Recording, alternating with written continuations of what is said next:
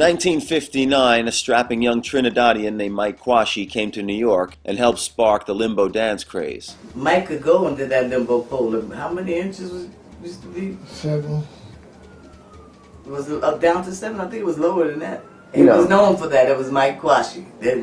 Everybody knew the Limbo King.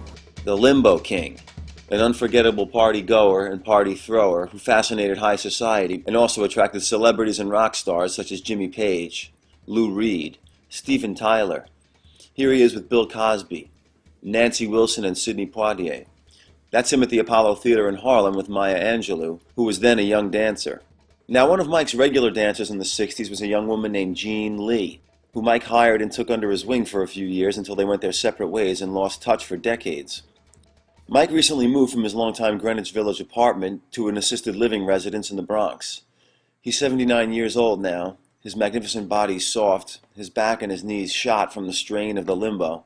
He moves slowly and he has no family around him, no money, and few visitors.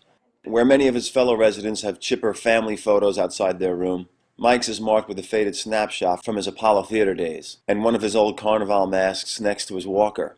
Well, there's one person from the old days he knows, his beloved dancer, Jean, who unbeknownst to Mike left professional dancing after they parted ways and became a psychiatric nurse at this very home. First time she came in the room to say hello, I just completely flipped out, said, I don't believe that I'm in a home and there's Jean. Last year, Jean noticed Mike's name on a list of new residents. He was not able to keep his apartment and function on his own. He became weak physically. So the doctor called, they usually call you to say I have an admission. So when I said, what's the name? So she said, Mike Quashie. So I went on to take the rest of the information. Then I said, wait a minute. I said, is he from Trinidad? So I think she came and asked you. Yeah.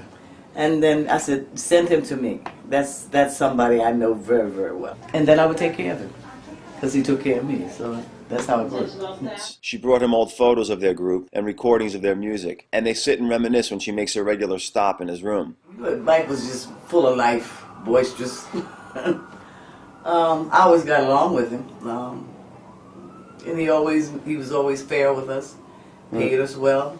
He tells her how his career evolved in the 1970s and 80s into an over-the-top mix of Caribbean voodoo with kinky chic. He became the Spider King, and also a glam rock pioneer whose flamboyant costumes and special effects on stage were adopted by many performers, who cashed in on them in a way that Mike never did.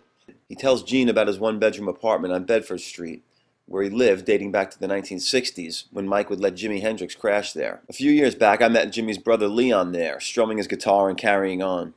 Mike's new home here is hardly as funky as his village apartment, but having Jean here makes him feel more at home.